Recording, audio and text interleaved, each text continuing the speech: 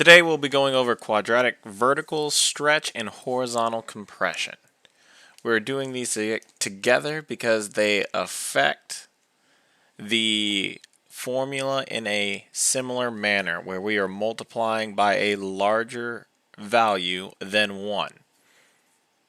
Now, depending on where we are multiplying dictates if we are going to have a vertical stretch, which means that we are multiplying after x is squared, or if we multiply before the variable is squared, which would give us a horizontal compression.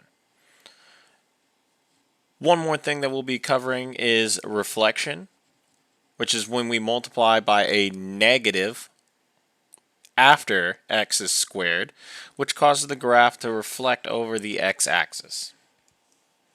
So as I stated, we'll be focusing on the two variables that are going to be multiplying our x, multiplying our equation. B is our horizontal as it is happening before we square. And A is our vertical change, which happens after we square the variable. The first thing we're going to look at is reflection. Our first equation, we have the parent function f of x equals x squared, followed by our transformation, g of x equals negative x squared. Our parent function follows the same numbers as normal, with our starting x input at -3 going all the way to 3, which are the values that fit on the graph, due to the y values, starting at 9, 4, 1 to 0, and then going back up.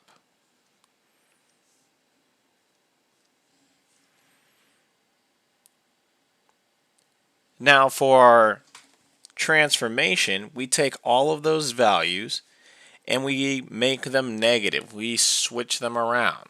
So in this case, at -3, we start at a -9, going to -4, -1 to 0, and then back down.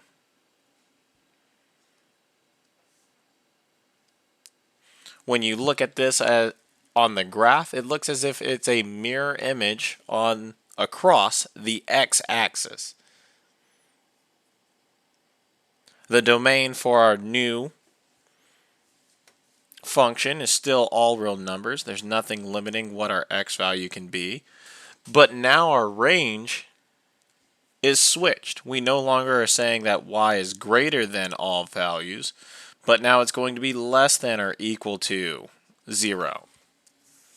So when we use reflection, that's what causes us to have values less than or equal to a given value. Next, we look at our parent function again, x squared, which is already drawn. And then we have our transformation, g of x equals 2x squared. Now if we look at this, our transformation is happening after x is squared, which would make this our a variable, which leads into a vertical change. Our value is greater than 1, so this would be a vertical stretch. If we look at our values, they increase at a faster rate. When our parent function was 9, our transformation outcome is 18, a higher value. Then it decreases at a faster rate, reaching to 0. And then at 0, 0, the number starts to increase. That's where the vertex is, increasing at a faster rate, which is drawn as such, going through the same vertice, our vertex, and going in the same direction. Now this vertical stretch, it should be narrower, more narrow, than our parent function. And this is why vertical stretch can get confused with a horizontal compression. We tend to refer to that as well. But when we use the a variable, we want to talk about how the values are increasing at a faster rate. Our outputs are increasing at a faster rate. The domain for this stays the same, where it is all real numbers, both for the parent function and our new function, our transformation. And then our range, even though it's going faster, it still has the same limitation. It's going to be y values greater than or equal to its lowest point, which was 0. So even though that we're making a vertical stretch, we are not changing anything about our domain and range.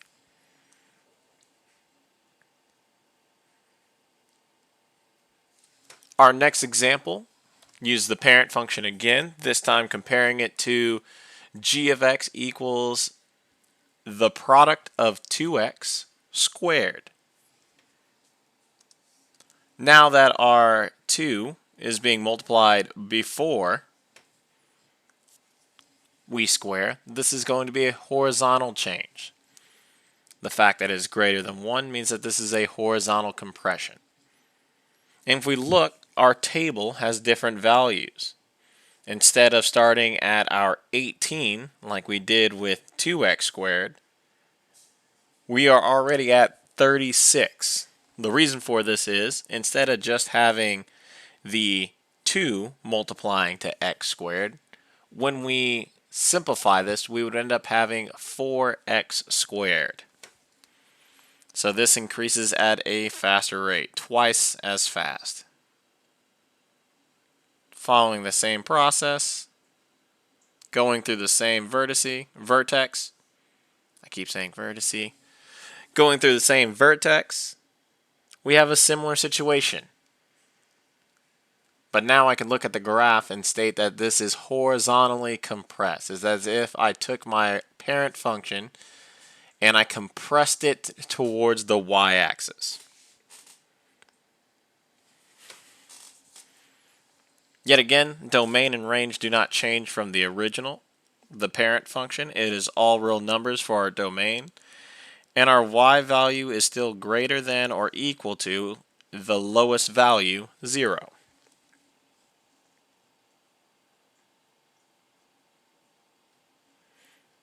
Now in our next section, it asks us to graph the following quadratics and describe the transformations. For our first example, since there is not a horizontal compression or stretch, this gives us our vertex directly. Our -5 inside the parentheses means that we move to the right 5 because it does the opposite, it is -c. And then we go up 4 for the end. That will give us our vertex. Then our -3, which is our vertical stretch and reflection, show the change as we move away from the vertex. So our parent function normally moves 1 over and 1 up. In this case, we would move 1 over. The negative means we're going down, and the 3 means we're going to triple the original output. So we actually go down a total of 3. And then we repeat that process going over 2. Instead of just going down 4, we would go down 12.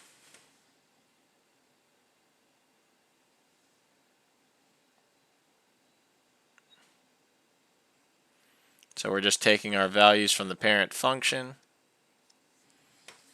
and multiplying them accordingly, thus giving it the vertical stretch. Now, full description. This is reflected,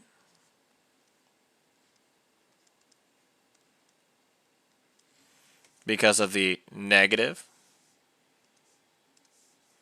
We have an a value because it's multiplied outside, which would be a vertical change.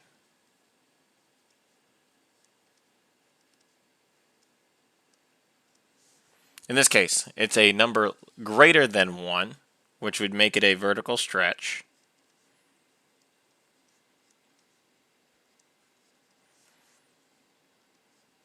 by 3.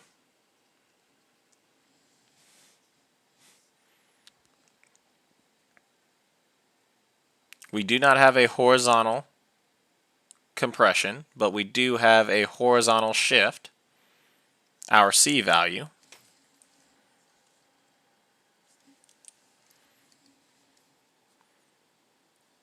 In this case, we can say shift right.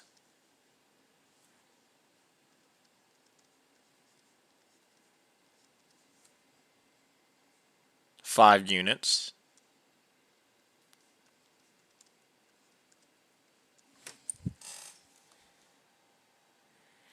And the last piece we have in place of D is the positive 4, which is our vertical shift.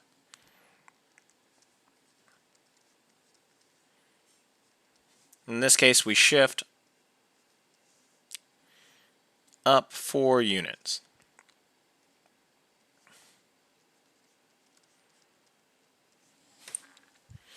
So these are all the descriptions of this one equation. We used our vertical, or starting off at the very beginning, we use reflected with the negative on the outside of the parentheses. We have a vertical stretch multiplying on the outside of the parentheses of squared. We have no horizontal compression. We have a horizontal shift, and we have a vertical shift. We can do the same thing on the next one. This gives me a horizontal shift this time, a B value, but no A. No vertical stretch. We have a horizontal compression. We have a horizontal shift, and we have a vertical shift.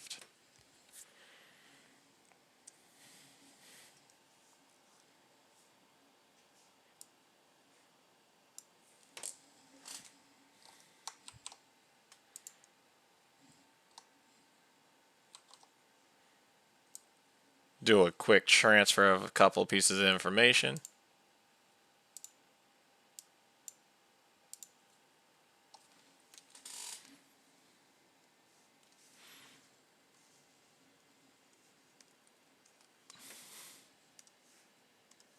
Remove our numbers and the direction just to make this a little bit faster.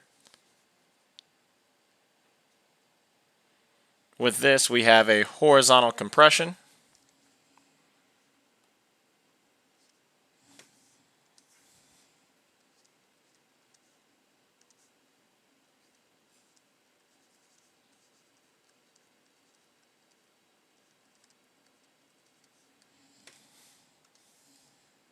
Tried to save myself some time. Horizontal compression by 2.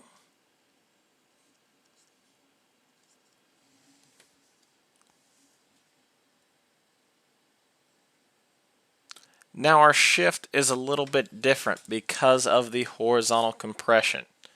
When we set this to equal 0,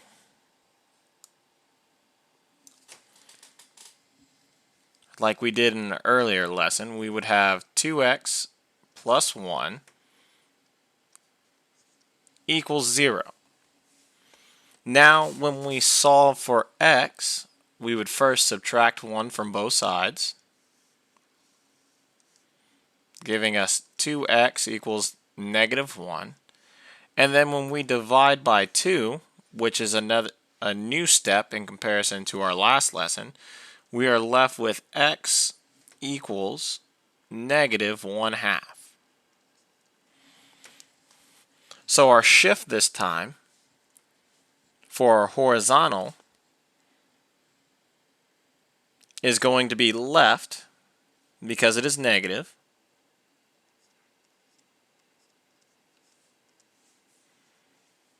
And it is by half a unit. So when we have a horizontal compression with our horizontal shift, we have to combine that when we solve for 0. And this will give us our actual vertex. And also with that, we still have the vertical shift, in this case down 2 units. I had to look back at it.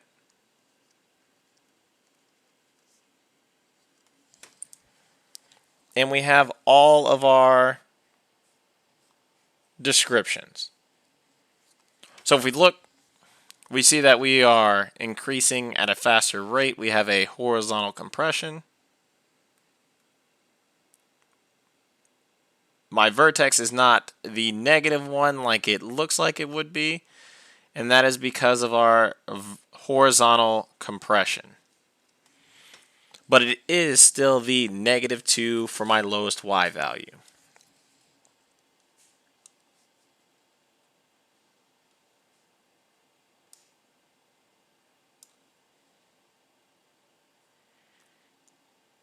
Now the same way I did the first example where I labeled each piece, we can do this with word problems, or the descriptions that are given. We can break them down. The first part says a vertical stretch by a factor of 5. Vertical stretch is our A.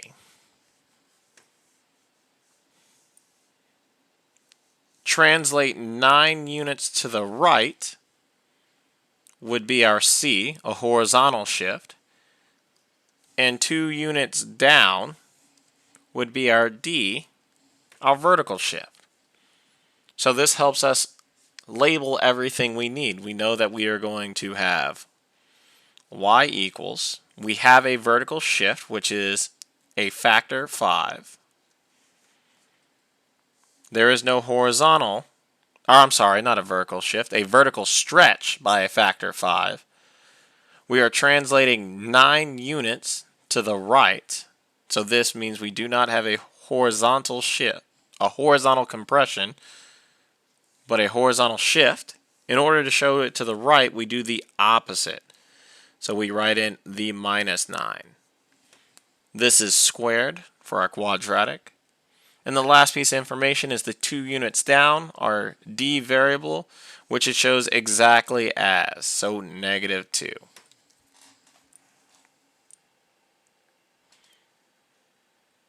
Our last example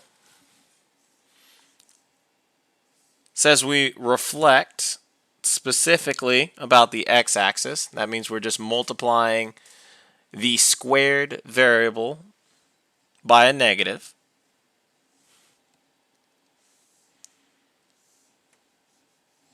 Horizontally compressed by a factor of 3. This is going to be our B this time, because it is a horizontal compression. And it is only translated 6 units up. This is going to be our D value. So we have 3 pieces. So writing our equation, we have y equals. We have a negative for the reflection. Horizontal compress means that we are multiplying the value or the variable before we square it.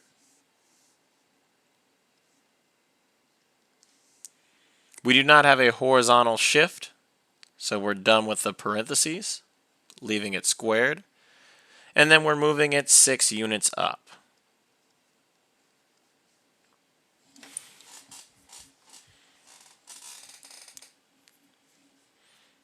So if we mark everything as we go, we can break down each part and write down our equation. The way it works from an equation to the graph, we have to be careful whenever we have a horizontal compression, because that changes where our x value of the vertex is going to lie, because we have to solve for 0 to find the actual x value.